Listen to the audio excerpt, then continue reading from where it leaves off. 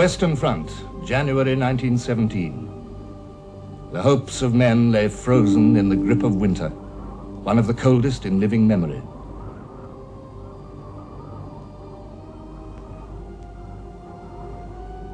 A British war correspondent wrote, "The snow gave a beauty even to no man's land, lying very softly over the tumbled ground of minefields, so that all the ugliness and destruction and death was hidden under this canopy. The snowflakes fluttered upon stark bodies there and shrouded them tenderly. It was as though all the doves of peace were flying down to fold their wings above the obscene things of war."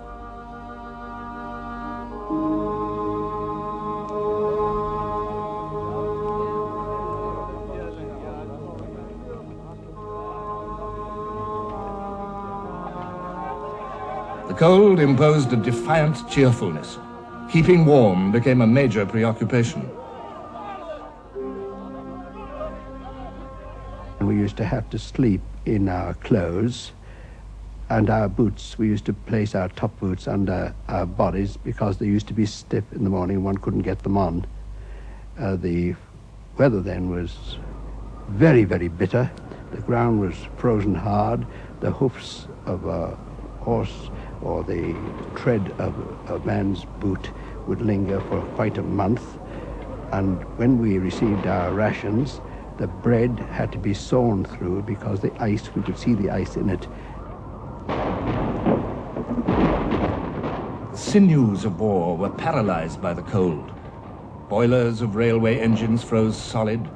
Ships were trapped in sheets of ice. Vehicles slithered to a halt. Aircraft were grounded.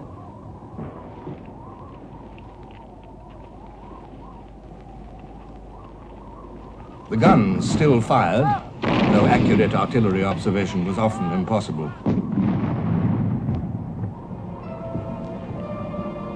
There was, wrote an onlooker, something suggestive of tragic drama in this silent countryside, where millions of men were waiting to kill each other.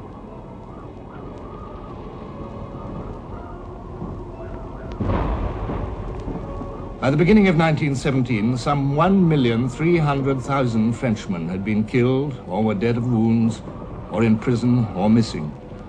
A loss of nearly one life for every minute of the war. The French army had forgotten how to smile. An old soldier summed up the French state of mind. They had lost the habit of the sun. They even feared the moonlight. They had abandoned the red trousers and kepi of 1914, along with their illusions, and had put on horizon blue, the blue of a horizon always dirty, dulled, and without hope.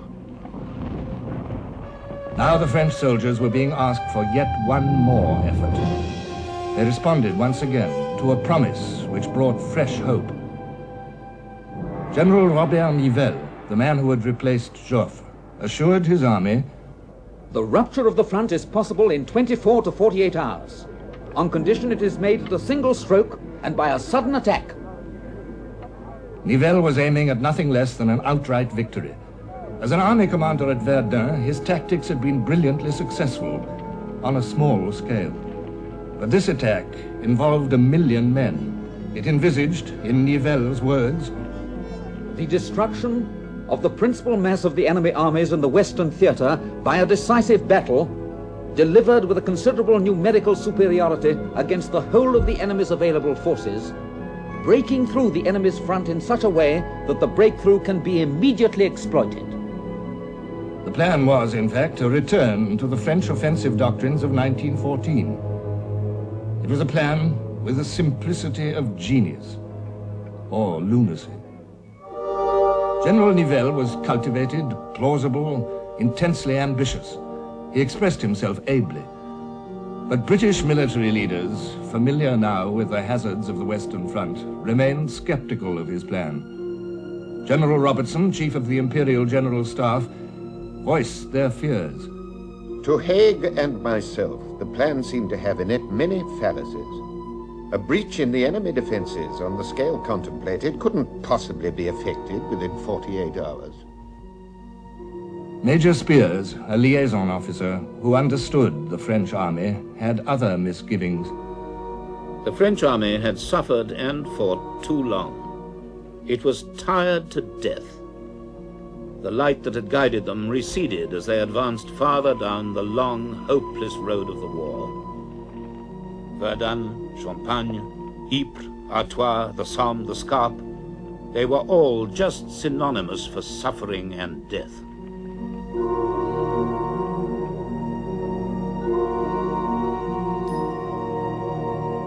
Behind the lines, too, the war had left deep scars. The heart of France was beating slower now, from loss of blood, from the agony of cumulative grief endured by so many parents, so many wives, so many hundreds of thousands of orphans.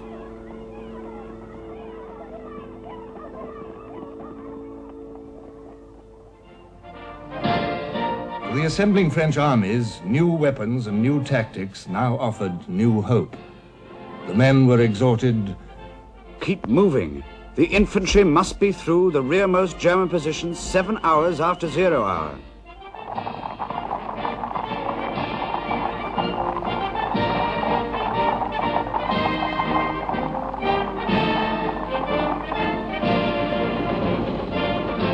and Nivelle insisted that the stamp of violence, of brutality, and of rapidity must characterize your offensive.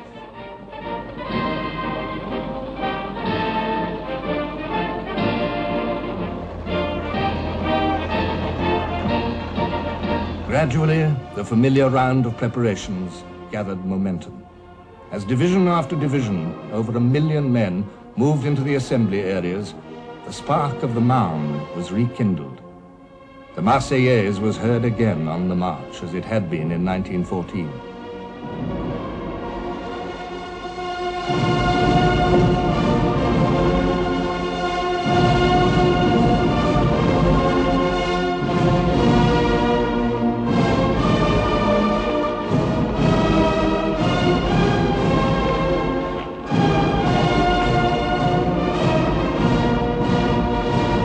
From French West Africa had come 35 battalions of Senegalese, men of fierce courage but quite unused to the cold of a northern winter. From the distant Urals and from Moscow had come 2 brigades of Russian troops. They had landed in Marseille the year before. They received an ecstatic welcome.